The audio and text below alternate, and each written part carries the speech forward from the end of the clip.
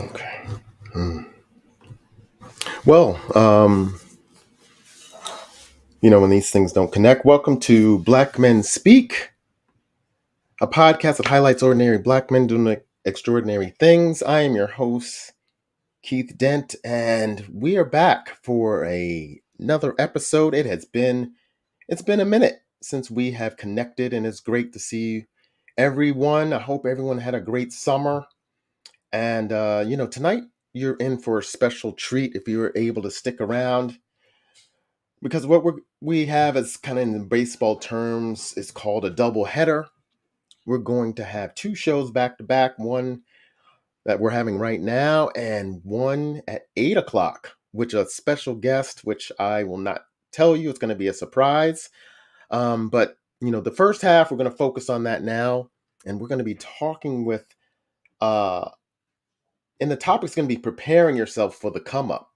And we're talking with someone who has been a guest on the show a couple years ago. So this is very appropriate for the topic we're going to discuss tonight. And his name is Eugene T. Barnes. But before we get started, we're really going to talk about the entertainment industry as a whole, because there was a research that came out in 2020 that really talked about Black talent being unrepresented across the industry, particularly off screen. The research talked about creative control reveals less than 6% of the writers, directors, and producers of US produced films and being Black, specifically people of color. In some genres, especially the superhero genres, for example, the representation is even lower. So they did conversations with professionals in the field to reveal that Black talent tends to be shut out of projects unless senior team members are Black. The data showed that films with a Black producer are only 8% of all US produced films, and with a Black director, only 6% of all films are significantly more likely to have a Black writer. And if film's producer is Black, the film is more likely to have a Black director too.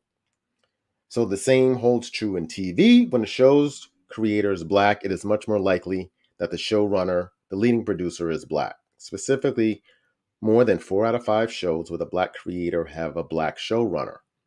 However, out of all the showrunners, only 5% are Black. So we're going to address that topic a little bit, but for the most part, we're going to be talking about Eugene's story.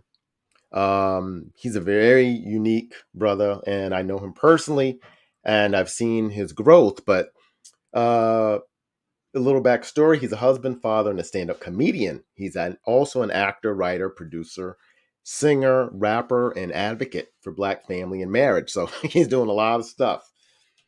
He's now a successful commercial actor. So he's done some commercials for Udemy and Amazon, and he's starring in some upcoming films. One is called Office Madness, which debuts in 2024 and on Amazon Prime, and then Still Love, which is a web series that was set to debut in early 2025.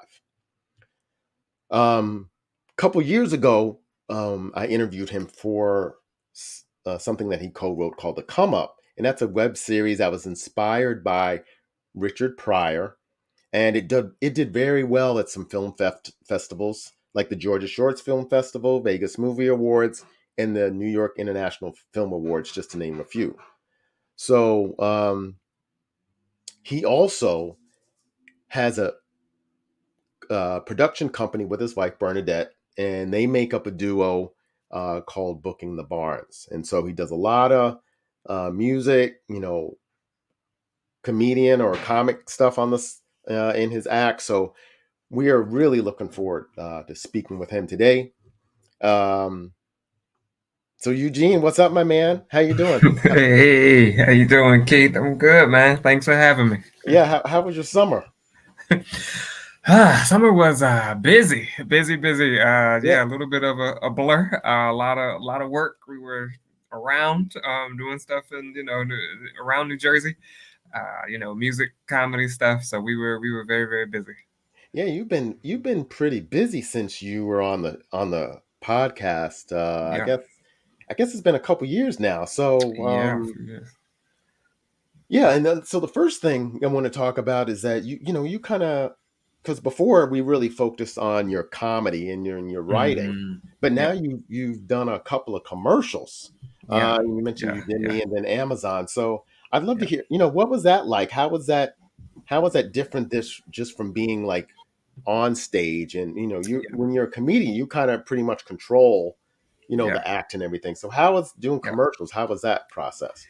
Yeah, man. So, to start, I guess this since we last, spoke on the podcast, I had this kind of just, I don't know, awakening, I guess, like a renaissance in myself, Okay. where I really, I kind of stepped away from just the traditional stand up a bit, the Mm-hmm. pursuing the clubs and all that stuff, and really just embraced myself as just an overall entertainer. My wife's a singer songwriter, so she has a band and they tour, they do their thing, and I'm always around, music.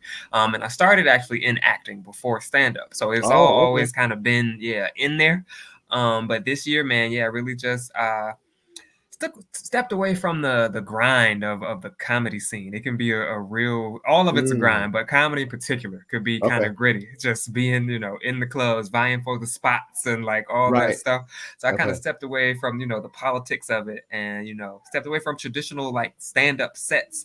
And mainly now the comedy that I do will be in the shows that me and my wife do. Just more like crowd interaction and just kind of having fun with the audiences, making them laugh on the spot. And then I went back to acting, because again, that was my foundation, is where I started.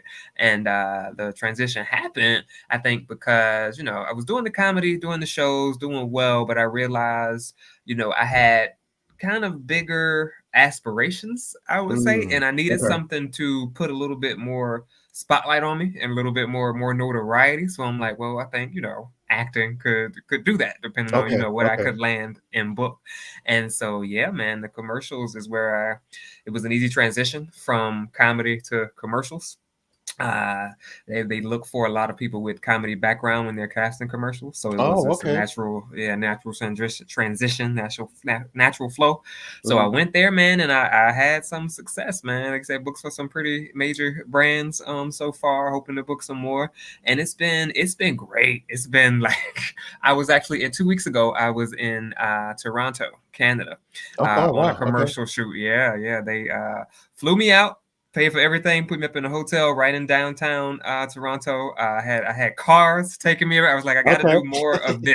This is Oh, the yeah, thing. right. Yeah, and that's a commercial, not even like a scripted show or anything. Yeah, So and it and really, was that an all day? Was that an all day thing for the most it part? was actually, they flew me out for a week, for 5 days. A And week.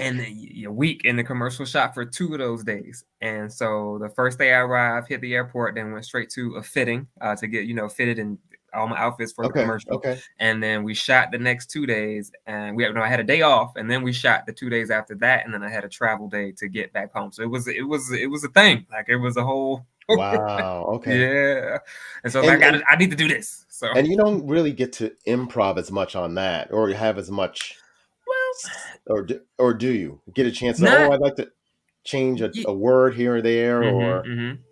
In commercials, yeah, you kind of get to do that a bit. You got to stick to the script and hit their, they're selling something at the yeah, end of yeah, the day, yeah. so Of you course. got to hit Yeah, yeah. their things. But there is some creative freedom, and you mentioned that. That's kind of why I went into stand up as opposed to pursuing acting in the first place. I Right. feel like I was being very boxed in acting. Mm, You got to fit these molds. You got to be this. Stand up, you get paid to be you.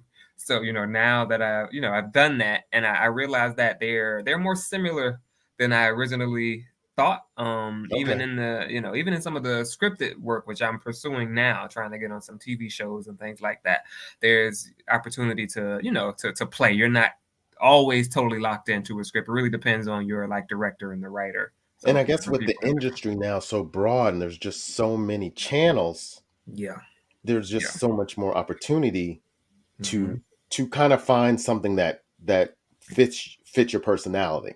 yeah, yeah, yeah, yeah. Because everybody's writing everything. There's streaming opened up so much stuff because they just need content. So it's just like you said, whatever area you can imagine, however you Right. want to be portrayed and be seen, you can find it Okay. somewhere. So Right. Right. yeah, yeah, yep. Right. So yeah, and so the last time you were on the show, we talked about, your short film, The Come Up, Hmm. and it was receiving, notoriety and awards. And I don't think I knew about this or asked about you this last time, but it was inspired by Richard Pryor's film Stir Crazy, which of course was, very funny and Hmm. comedic, Hmm. with Gene Wilder and all that. Hmm. So, Hmm. what was the inspiration behind you writing your show based on that movie? Yeah, so I think I have writing partners on that one. So I wrote it with a great guy, Glenn McBride Jr. He's a director, actor, writer, like producer guy. He's in that film world, like in that film Okay. world. And so yeah, he kind of came and grabbed me. Was like, hey, I got this project. I got you in mind for it. What do you think? And so he brought me the idea, and then we brought on another guy, Ryan Roman, comedian friend of mine, young Okay. guy, yeah, early 20s. Very, very funny. He's in the TV world, like pursuing a career in TV writing. So he's, knows all the ins and out of what should be in a script, how it should look, all that stuff. And between the three of us, we kind of got this idea. And Glenn was the one that was inspired by the Richard Pryor movie, Okay. and brought it to me. I hadn't seen the movie before him, Oh, you had heard haven't of it, but seen yeah, it. I hadn't Oh, seen the wow. movie. Okay. Yeah. So, when I I watched the movie, guess, the research. I Yeah. guess it kind of dates me a little bit because Yeah. it was out, I guess, a minute A ago. while ago. Yeah, a minute ago. Yeah. A minute. So had to Okay. went and watched it, found it, and then I think the inspiration was just he's in love with, and then the love spread to the other two of us, just that era of comedy in Mm, movies, mm. and that whole buddy thing.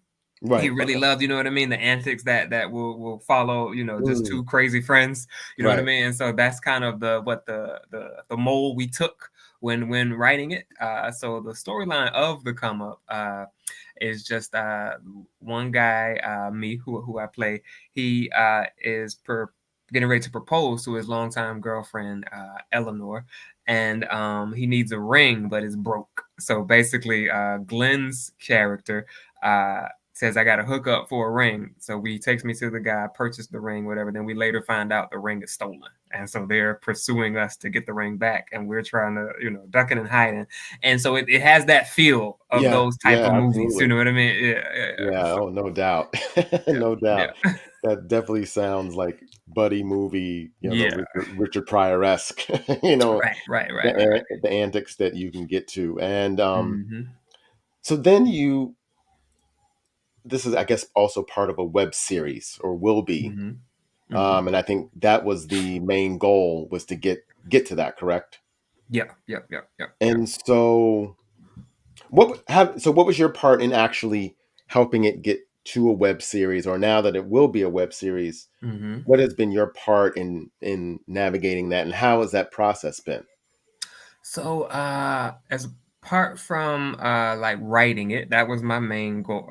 Part my main Right. contribution. Yeah, in the early process, just sitting, hashing it out, writing it out, and contributing a lot of the jokes. That's where I came in. Mhm. Ryan Right. was good Yeah. with structure. You know what I mean? And Okay. Uh-huh. Glenn had the connects as far as getting us in, because he's been in that world. And then I was just punching it up, throwing in jokes here and there. Yeah. Yeah. Um, but as part for the web series, it's been tough. um, Oh, okay. so yeah, like just we were talking, before we got on air, just managing schedules and producing is a big hat to wear. So Okay. getting casting actors, we and I was heavily involved in that process, Mm-hmm. casting people, finding locations has been has Oh, been wow. been Okay. really hard. Yeah, so you find sometimes you have to scale down an idea you had just based off what's available, where it's available. So learning Oh, right. And learning cost. those things, right? Yeah. Costs. So yeah, keeping those down, because it can be very expensive, and we're trying not to go that route as much as possible, but still have it Mm. look good. But yeah, I would say the main thing is just wrangling the talent and the schedules has proven to be Mm, tough, right. so getting everybody to be available at the same day, same time to do it. So Right. Because we're with hoping to. probably with this, because it's not from a major label, is that everyone's Hmm. doing a lot of different projects. That's it. Yep, Yeah. yep. So everybody's got 10 different things going on at one Yeah. time, trying to squeeze in a little bit of time for your thing, not because of lack of interest, just because of, we Right. we Right. got stuff. So Yeah. yeah. Yeah.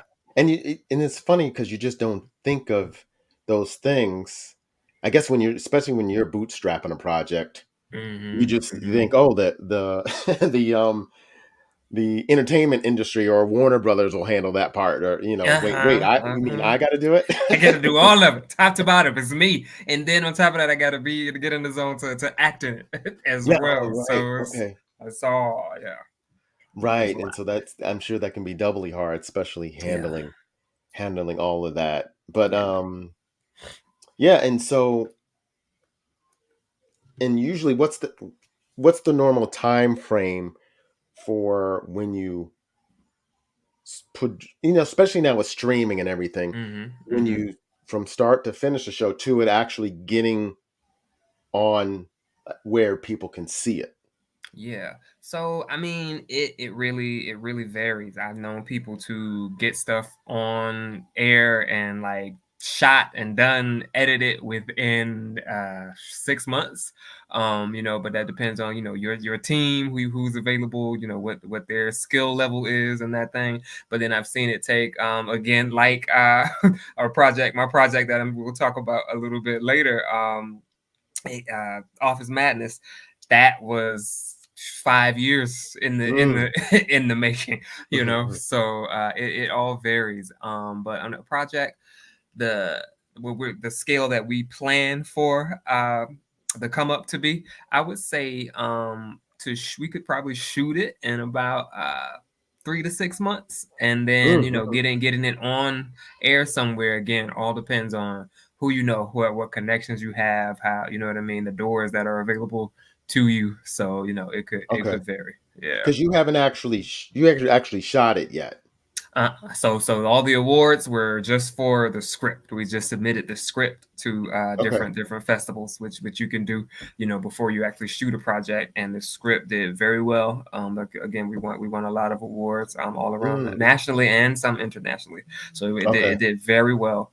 And so right now we have casted it. We have our production team in place. So it's all right now just on us really to get that Okay. scheduling together. Yeah, we have most of the major locations locked down. So I'll say, yeah, go back to that. So that when they look at the script, they actually have people that just read it. They're not looking at like a scene from mm-mm. it. They're just Yep. really reading it. Or do you as the writers read it, or do they have people that read it themselves and then Yeah, so they have and people they judge? that read it. Yeah, so read it and then judge it. So there's a whole team. I'm sure they split it up between a certain number of people. Everybody will get a certain number of scripts to read, and then they, Oh they wow. read Okay. through. Yeah, yeah. And so And they then judge it based on I would assume just the content and the concept yeah, of the the project. content, the concept, and then mainly when we submitted to, obviously, the comedy, portion of whatever festivals we submitted to. So, Oh, I the see. jokes, if they laugh, then you got them. So the Gotcha. content Well, structure, that's quite and then fascinating if it's funny. Yeah.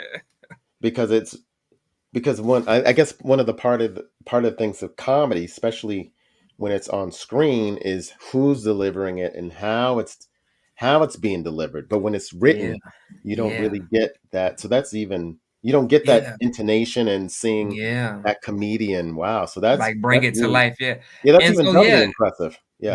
that's what I was about to say. That it was such an honor, and it meant a lot because even on stand up, you're doing stand up. They tell you, you know what I mean. There's a lot of comedians that believe it should be on the page, like it should be funny without you having to Mm. play it up. Like Mhm. the word should be funny, and the fact that we were able to do that basically. So I'm really excited for when we get to actually put it on Right, right. film.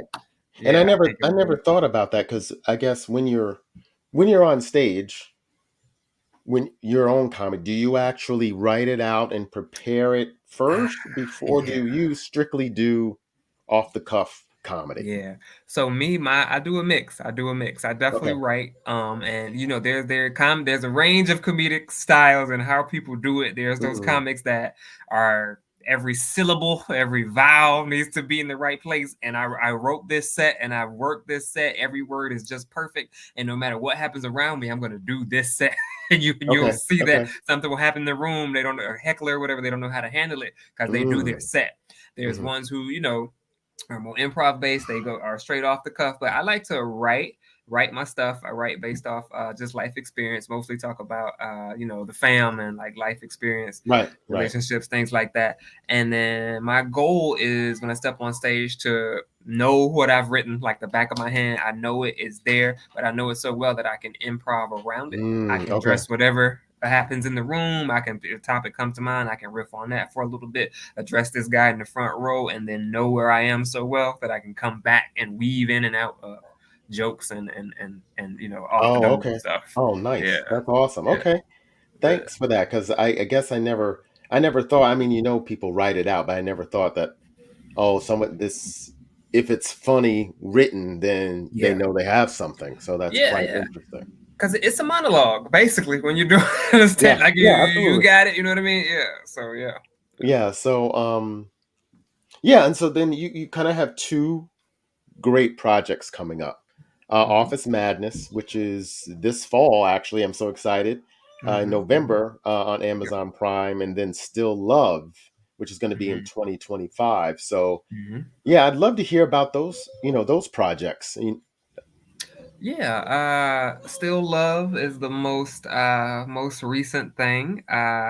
This really talented writer director that I got hooked up with just through mutual acquaintances and connections.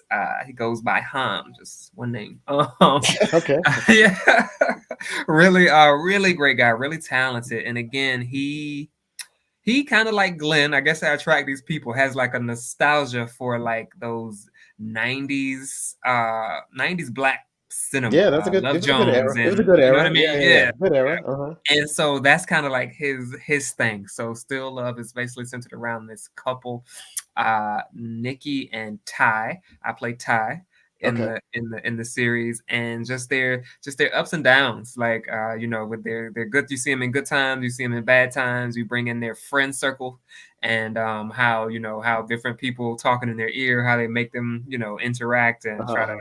hype them up or bring them down, whatever the situation is. And so yeah, you just see their ups and downs. And then as of now, we have actually just as of yesterday shot episode 4 and 5 of Okay. that. Yeah, he wants to open up, I think, in 7 parts. So we got two more to shoot before it's Okay. released. And like we think early 2025, it'll be somewhere around February. Yeah, and that's the project, man. And I really get to you're gonna see some different things from me in this one. It's not a comedy per se. It's not Right, right. Well, you and I know was already going to say before we get to the other project. So obviously, since you're playing a love interest, you had to do kind of love scenes or scenes of that yeah. nature. And Yeah. how was that? How did that go? So it's nothing too crazy, nothing too heavy. But No, definitely but I mean, I know probably not, but you had to get yeah, in that mode or that getting that mindset. mindset, Yeah, and yeah. you're married, so it takes on Yeah. a. You actually had to, you had to Yeah. get into that. And Yeah. how did Yeah. that feel? Kind of. So like I mean, I'm always down. Like I'm always like, oh, because that's the job. You know what I Okay. mean? So whenever I get to do it, get to act, I'm always like excited. You know what I mean? It's gonna be a Okay. little bit out of the comfort zone. It's gonna be, it's gonna be different. You're gonna have to stretch, but I always look forward to that, and then you gotta have the conversations beforehand. That's something we Okay. I was. yeah, you gotta have the I was gonna say, conversations. yes, hon. Yes, in this episode. you know. So Okay. I'm always sure to do that, and we set our what are we comfortable with. We set that. But it's something you gotta comes with the territory. You gotta Yeah, gotta deal with absolutely. it. Yeah, yeah, yeah. Yeah. So Oh, that's cool. yeah, Yeah, yeah. that's nice. And um, then your other project, not to come up, but the other one, Office Madness. Office Madness. Yes, Yeah. yes. Hmm. And Hmm. so briefly, explain what that's about, and how Mm-hmm. does it feel, the fact that this is something you shot a while ago, and now that it's Mm-hmm. starting to get, it got picked up by Mm-hmm. Amazon, and so Mm-hmm. how does that feel? Yeah, that I was honestly we talked a little bit beforehand. I think it was in the work for like shot it maybe like 4 or 5 years ago, something like that. You was just at the point where I was about to give up hope. Like this that's gonna happen with it. It's not going anywhere. You know what I mean? It's fine. I got the experience, whatever. But then I get an email like, hey, we are set to air and all this stuff. So it was a good feeling, and just hoping that it came out good. There was a trailer, and hopefully that was looked good. So I hope they did what they need to do with the project. But I got to work with a great team on that one, so Hmm. I'm happy Hmm. for myself and everybody that got to be involved. And then as far as what that one's about. I'm the lead in that one. So I really hope it does well. Yeah, yeah. I play a guy named John who owns a real estate company, and it's about just the different characters in his office and their drama and what goes through day to day. Kind of similar to my other project. Just we take a everyday situation and then just add some characters and see Mm-hmm. what happens with big personalities. All in one space. I'm the boss, but at the same time, I'm a wimp because my mom, I kind of inherited the company like from her, and she's always hovering. So I have a backbone Oh, with all of my employees, but then when mommy comes around, I oh, right, I right. whimper. So that's the But it where the must have tension been, comes in. but and so to kind of touch upon that, because it's very rarely you do see black men as the kind of the Hmm. owner or leader of a Hmm. company. So Yeah. how did that feel, doing that? Yeah, that felt really good. Again, back to our conversations as just to, what's all out there and, what you really get to pick and choose, what you want to play and how you want to be perceived and kind of build that from the beginning of your career before, the world knows who you are. Yeah. I have gravitated towards and even been offered, just those types of roles playing people in charge, business owners, principals, things like that. I really kind of get to model some of the Mm. people I admire, Sidney Poitier, and how he refused to take any role that wasn't dignified to a black man. So I've kind of been able to walk that path thus far. So that's Mhm. always great. Yeah, yeah. Yeah. And that is that's cool. That's great to, it's, and I can't wait to see it. I saw the trailer and it looked like quite funny, and Hmm. I can't wait till it comes out on Amazon Prime, so I can Yeah. check it out. And then, kind of to close it, kind of close the loop, you also have kind of a production company with your wife, Hmm. um, Hmm. called Booking the Barnes. And this summer, you guys pretty much, perform together.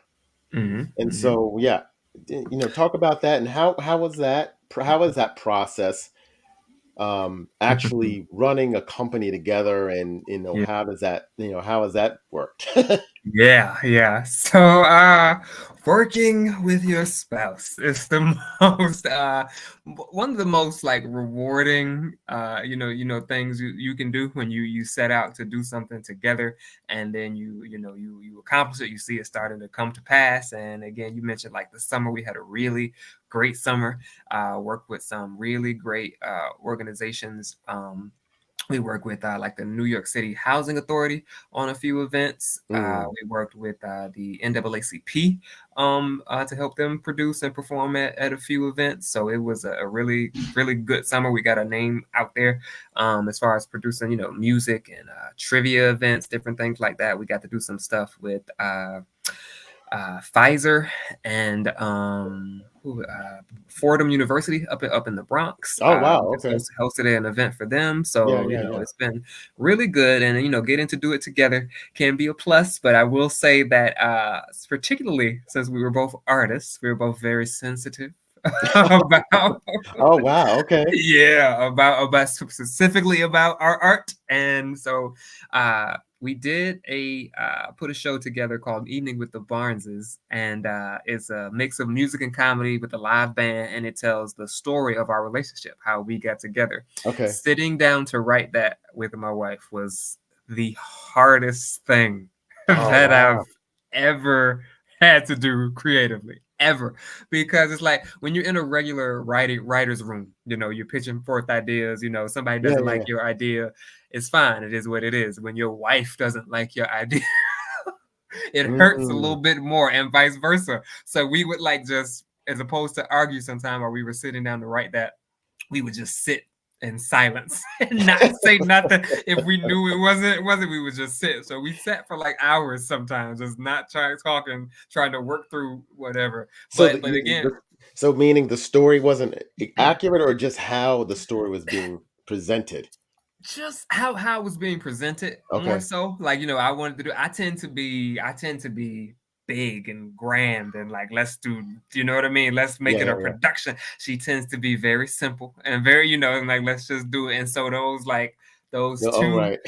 viewpoints, and it's like, where do we fall at, where do we agree Yeah, yeah, on? yeah, yeah. So what we do is we have a good friend in the industry, actually one of my co-writers, Ryan, from the come up. Yeah, yeah. We both like know him like very well. He knows us personally and creatively. So we need a tiebreaker. we call Oh, okay. call someone, and Oh, whatever. that, I mean, that makes sense. Yeah, you need that little Yeah, yeah, buffer in there. So it's like, yeah, okay, yeah. he added a little extra. Okay. And what Uh-huh, uh-huh. and so what do you feel that's with the production company, the strengths that both of you had that you bring together to make it work? Yeah, she is, I would say, super insightful and creative, and Okay. she'll move things along. Okay. I'm the people person, so when we need to, connect with anyone, meet with people, whatever, I'm usually the front man, talking things out and things like that. And so yeah, I think our personalities are match for it. Like I said, I'm usually big and grand. She's kind of keep it simple, and we meet somewhere in the middle. I think that's where the magic happens. Okay. So Nice. yeah, yeah. Nice. That's awesome. That's awesome. And then so you've progressed enough where you're actually going to actually put an album out together. Yeah, so that's what's in the works now. Yeah. So when I was sending you my bio, I usually don't list everything that I do, like, ever really. Yeah, yeah. She's been getting on me about that too, like, just, tell them what you did, tell the people Yeah. what you're doing. And so, like, with the whole music part, the singer rapper, you know what I mean. I really Hmm. don't. I stepped into that world kind of just because of her. But I've Okay. really been, again, like you said, this summer we worked a lot as a band, and so like we do started with cover songs. Just we love like famous duos, Beyonce, Jay-Z. We kind of do that, that Oh, thing. wow. Where, Okay. yeah, where I'm rapping it and she's singing, and but then like this past year, I've been singing. Like, she got me singing. We do some duets. We do a her and Nice. Daniel Caesar duet where I'm singing. Oh, um, wow. Okay. and so, I got a little A little voice. bit, a little bit. I can Okay. hold it. Okay. And so she really has been encouraging me with that, to just step out. And again, like that kind of like renaissance awakening that I had within myself. I really just been embracing myself as an Mm. entertainer, just Hmm. as a whole. So really stepping into that. I did a Okay. lot of that this summer. And so that's the next step. We want to put out some original music. So we're in the notebooks right now. Hopefully to be in the studio soon, and we'll start with an EP, something that's 4 or 5 songs. And yeah, Okay. yeah. So that should be out next year, we hope. Oh, awesome. So with all of this going on, here's kind of Hmm. guess the $1 million question. So are you feel you're ready to embrace, I guess, the notoriety that will start to come, which I think is going to come. And hey, Amazon Prime could be Hmm. the first step was you got some awards, and now you're Hmm. going to show where there'll be who knows how many people will get to see it. Hmm. And yeah, so do you think you're ready for that? Keith, I hope and pray every Mhm. day. Honestly, honestly, I sit and I think about that. We have I talk to God. We have conversations like, because it has taken, we are, not super young anymore, especially for that industry, which that's changing. You don't have to be, it used to be like Mm, early 20s, you didn't make it, it's done. It's so, but right, that's right. definitely changing. People are making it later and later, much older than me, in fact. So, I pray, God, like, why has it taken this long? You know what I mean? But then I trust that, there was preparation that was Mm, happening, because you do hear those stories of people going crazy or changing. I don't want to become, like, egotistical. Quick story. I was on a set this weekend, actually. mhm. I actually shot, it was just background, but I was on an episode of The Equalizer with Oh, okay. Queen Oh, Latifah. nice. Yeah. Yeah. And so one of the makeup ladies. I went to plug my phone in, looking for a charger. Right, we were in this space where half the chargers in the building didn't work, so I found one. It was at her like workstation kind of thing, and then the way she looked at me, she was like, "Excuse me, are you a PA?" And I was like, "No, I'm just charging. I had seen people charge their phone here. I'm just charging my phone. This is, you guys aren't allowed over here. This is my workspace." She was so unkind.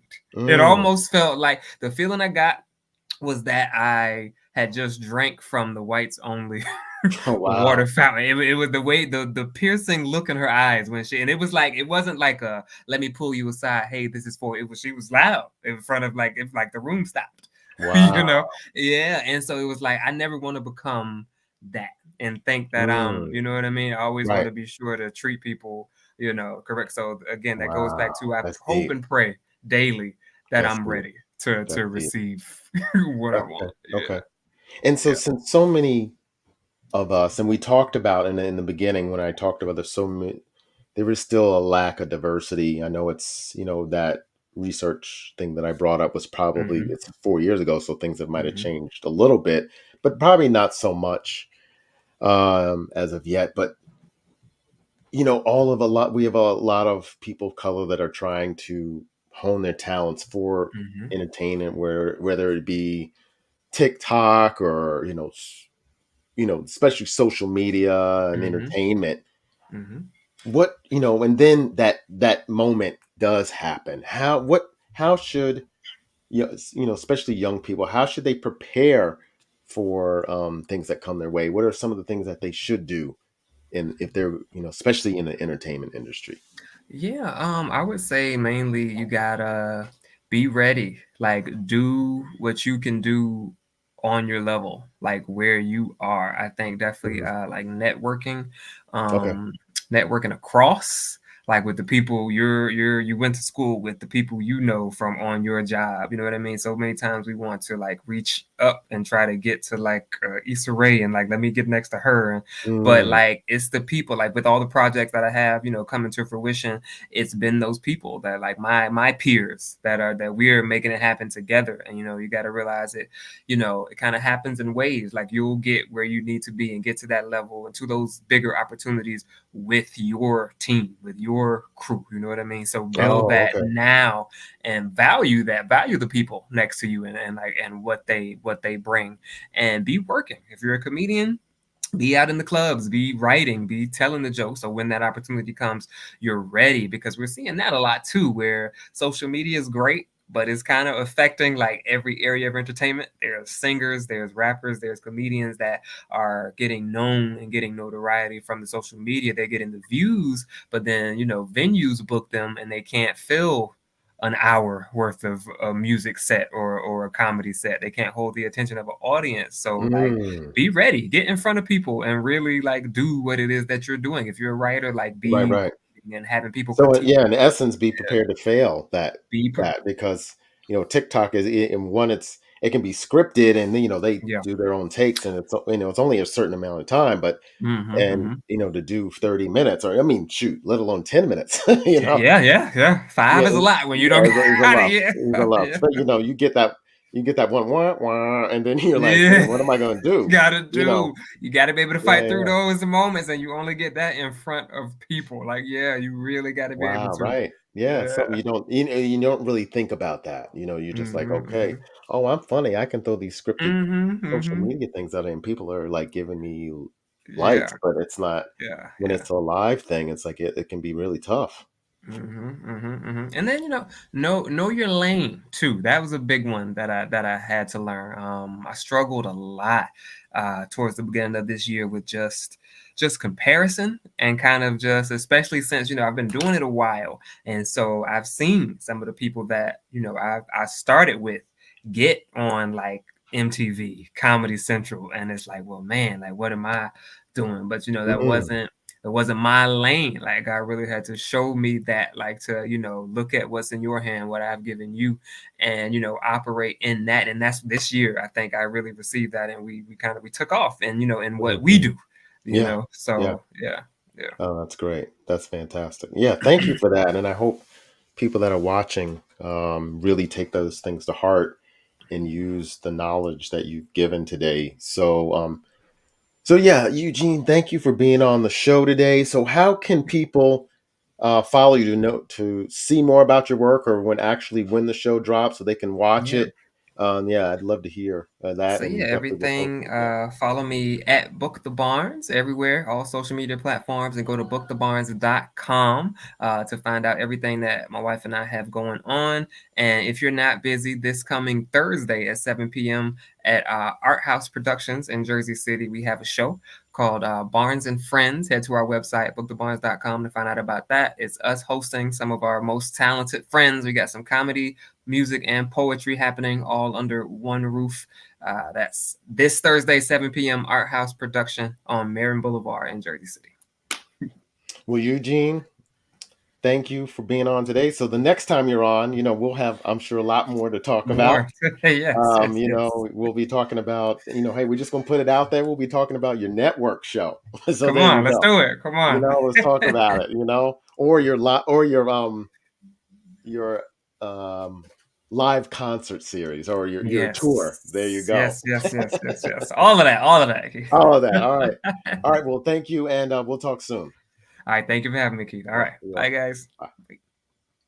Bye. So yeah, that was part one. Eugene is always a great brother, and I'm really looking forward to part two, which will be in about 15 minutes. We're going to be talking to Alphonse Dotson. He is a wine owner. He has his own winery in Texas, and boy, you will be in for a treat with him. So thank you for being on part one of Black Men Speak podcast, and you can follow this show wherever you get your favorite podcasts. Peace.